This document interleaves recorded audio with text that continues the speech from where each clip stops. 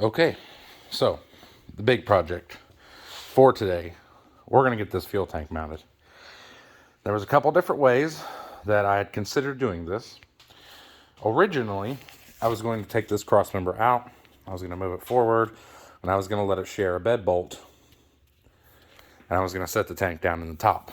But that creates issues with the bed cross member clearing the tank and just things like that. It sticks up about a half of an inch. And it was just going to cause some issues. So, after thinking about it for quite a little while, I'm not afraid to modify anything. I'm not afraid to change anything. I'm not afraid to cut things apart. I'm not afraid to do any of that. And if you can tell, this cross member down here is pretty well gone. Frame's good and solid, but the cross member is pretty well gone. Same goes for this rear cross member. It's pretty much paper thin, and the rivet is almost, you can't hardly even recognize that they're rivets. So the best thing I think to do is we're going to take us a measurement, see what the inside frame dimension is. We already know that the tank is too wide at the top to fit in between the frame rails. But if we take the tank and we slide it in with the lip being under the bottom side of the frame rail, then it clears the bottom edge of the frame, no problem. And the bottom edge of the frame back here, they're the same, but the bottom of the tank tapers. So we actually clear on the bottom. So we're going to remove the cross members first, bracing the frame up there and probably there.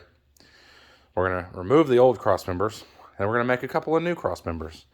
Now I've got a couple pieces of pretty heavy gauge steel plate. We're going to cut these off.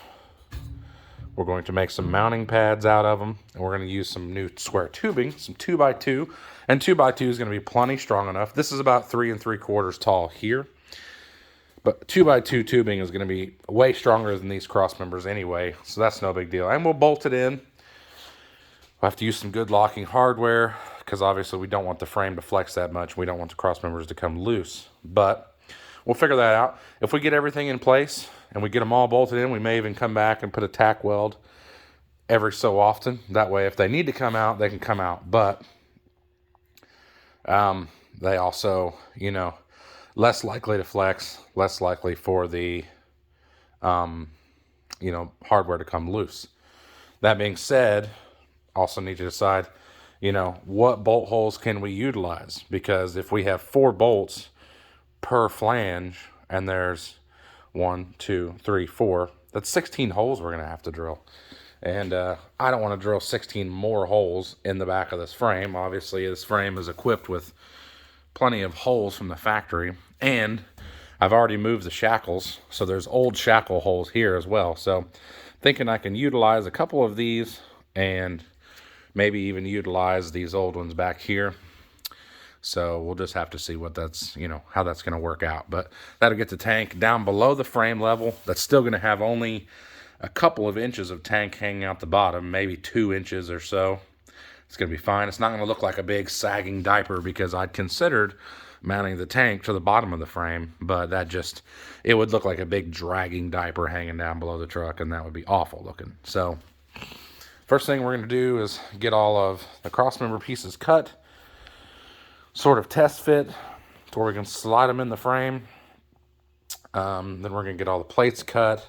We'll obviously have to take factor in the thickness of the steel to take out of our crossmember tubing, width. But another thing we're also going to have to do is possibly unbolt the rear end again to get this in, because they're going to have to be slid in from the rear. That means these bolts and this hardware is in the way. I may be able to put the front one in and weld it all up solid in the truck, but I'm still going to want to paint it. So that would just mean that I'm going to have to go ahead, jack up the rear end, unbolt the rear shackles again, and do it that way. Or, that's the only option, to be able to slide those cross members in once they're all painted and bolt them down. So no big deal. We'll throw a couple of stands under the rear of the frame and unbolt it, and we'll be good. So Gonna get started on getting some cross members cut and getting all the plating cut, and we'll go from there. So we got our cross members cut to length. We got our plate radiused so that it fits inside the frame really nice. Now that we've got both pieces cut, we're going to be able to cut these in half and have 2 plates. So that should be good. We should have our, our plate material. Now we're going to go ahead and get this frame stiffened up, and we're going to go ahead and get these cross members out. That'll be a little bit of a process, but should have them knocked out fairly soon. And then we'll start sort of positioning the fuel tank where we want to put it. We can get these cross members sort of in place and mocked up, and we can at least get them tack welded. Then we'll slide them out, final weld them, and get everything sort of situated, any drilled and tapped. We'll get all the bolting points for the fuel tank in. Things gonna have to come apart and go back together probably a couple of times. So that being said, I probably ought to shut up and get started. So now that our cross members are out, and a little tip, if anyone has a plasma cutter, obviously that makes it easier. But what I do is I come in here with the die grinder and I cut a star into the head of each one. Bottom as well, sides, all that. You're going to nick the frame a little bit, but nothing that can't be either welded up or just ground down. Then once I do that, I take the air hammer, I knock the head off once it's been cut up, and then I take the plasma cutter and I blow a little hole in the center, and I'm able to knock them all out with the air hammer. It comes right out, and minimal damage done. It's a good thing we took these old cross members out because they are shot. It's crazy the rubber grommet made it longer than the cross member did. I mean, none of this is plasma damage. That's all just rotted out. Same way with this one here. Hell, this whole corner down here is super thin and all rotted out as well. Luckily, inside of our frame is perfectly fine. Got some pitting, but nothing that worries me, especially after we bolt in these new cross members. Everything will be real strong. So now we're going to get our tank in there, sort of get it positioned, take a few measurements off the bed, make sure we don't conflict with anything there, and we can start putting the cross members back in. So after first test fit, I did say, well, I may not have said it out loud, but I did have to go through and just very gently massage the tank. I didn't want it touching. We got a good clearance all the way down through there for the frame to flex. We're not touching anywhere. And we didn't have to hurt the tank or anything. Just went through and just massaged it just a little bit right there. Same over here. Same thing. Got one little spot down there. We could maybe massage a hair more, but that puts the tank. So the next thing is we want the tank, or I want the tank, level with the top, which works out. And that drops us down. We still hit right here. But like I said, that works out. That puts the tank level with the top of the frame. So we got our pieces slid in. And I have not cut these to length yet. They've still got some holes that we don't need. But I've got these slid in. A nice radius fit. I got our cross member in. And that works out pretty well, because now we're going to be able to bring that right up. And we're going to be able to mount the tank on it, on the back here. And we should be good. And also we're gonna add another cross member up front. So we're gonna get up here. We're gonna add the other one in. And I really wanna make sure that I have enough room once this cross member's in, even if it comes to here. I wanna make sure there's enough room in front of it just to get a bed bolt through. And if we have to scoot it backwards a little bit, then that's what we'll do, no big deal. We're not going to get into these bed bolts by much. I think we can intrude into these a little bit more back here than up here. So that works out pretty well. But not bad. Nice, good fit. Gonna be able to put 2 cross members right back in place. So nothing's gonna be weak or anything like that. And the filler should come up in a pretty decent spot, actually. I'm going to take a couple of measurements and see where about, because there's another cross member on the bed. I think it sits right here. I'll measure center of the other cross member and figure it out, but I'm pretty sure it sets right there. So there shouldn't be any interference with that. That should be able to just poke right up through a hole in the bed and be good.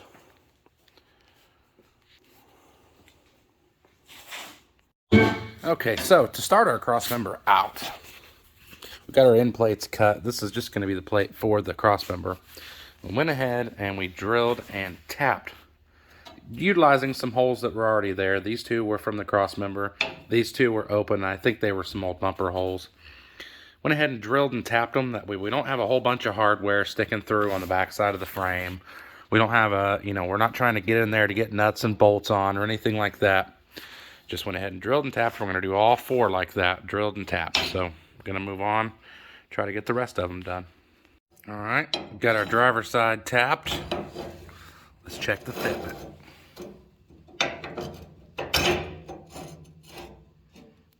Oh yeah, nice. Okay, so making pretty good progress. Cut us a couple little aluminum spacers down here. We got one on all four corners. We're going to get it all clamped down. We're about 3/4 of an inch off the bottom. That gives us just enough room to where the fuel tank sets down below and no part of the fuel tank is making contact with the frame, so we don't have any, rub points. It also puts our filler down low enough for us to actually get a piece of hose on it and get a cap on it and potentially be able to hide it below the bed floor. We'll see how that goes, but everything's squared. I'm squared from the back of the frame to the cross member. I'm squared up and down. Same over here. And I'm squared from the tank to the back of the frame. So everything's clamped in place. I'm going to shoot a couple tack welds on this, and then I'm going to get the front cross member sort of made. I'm going to have to drill a couple holes in the frame up here, which no big deal. But yeah. Going to get the rear going, and hopefully it goes just as easy. Again, I should be able to tack it all together in the frame, but I'll have to pull it out to final weld it and paint it. So no big deal though.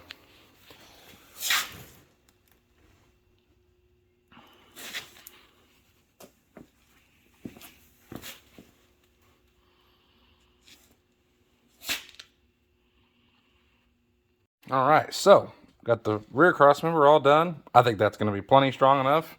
Got some 3/16 plate. Square tubing's pretty strong enough. Or pretty strong, I guess I should say. We don't know if it's strong enough, but I'm going to go ahead and go through. I'm tapping all these 3/8. And that gives us 4 mounting points on the rear cross member.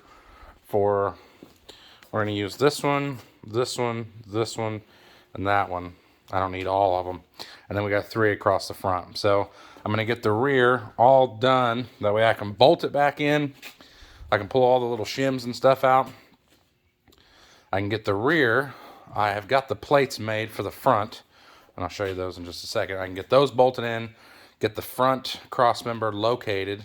Get it tack welded in a couple of spots. I have to go through and drill 4 holes in the frame for the front one. But I was able to utilize all holes that were there except for 4. So that's not bad out of 16. I'll take that. But yeah, I'm going to go through and get all these drilled and tapped and get it slid back together. And just like that, a 65 Ford Falcon gas tank in a 63 F100. Those cross members are done. I still got to pull the front one out to weld it all the way around, and then obviously I have to paint everything. But got it down in there perfect. Doesn't hang down below too bad. Look, doesn't even hang lower than the shackle. I mean, it's perfect. Perfect. And all the holes that I used were already in the frame. Like this thing, I mean, the only 2 I had to drill were these 2 front ones. But that's it. That's all I had to drill. Everything else was already there. So I just utilized holes that were already in the frame. One thing I'm going to do is come through. Well, I've actually got room underneath. See, I can run my wiring right underneath. Right underneath the back to my tailgate. Or I'm sorry, to my tail lights. But just drilled and tapped everything. We don't have to try to get in there and put hardware on. That'd be impossible. So everything's drilled and tapped. Everything over here. Those 4 all drilled and tapped. All drilled and tapped over there. All drilled and tapped for the fuel tank. So everything just goes in. Pretty happy with that. It's getting there. It is getting there. This thing is so close. Now I can come in, mark, drill and tap for my fuel pump. I'm going to mount that right there, hanging down, or maybe even just right in here, hanging down. Not sure yet. But just to get it right back there by the fuel tank, yeah. So it doesn't have to work as hard. And man, I'm so happy with that. I'm just so happy with that installation. It turned out so nice. Got rid of those old rusty cross members over there. So much happier with it.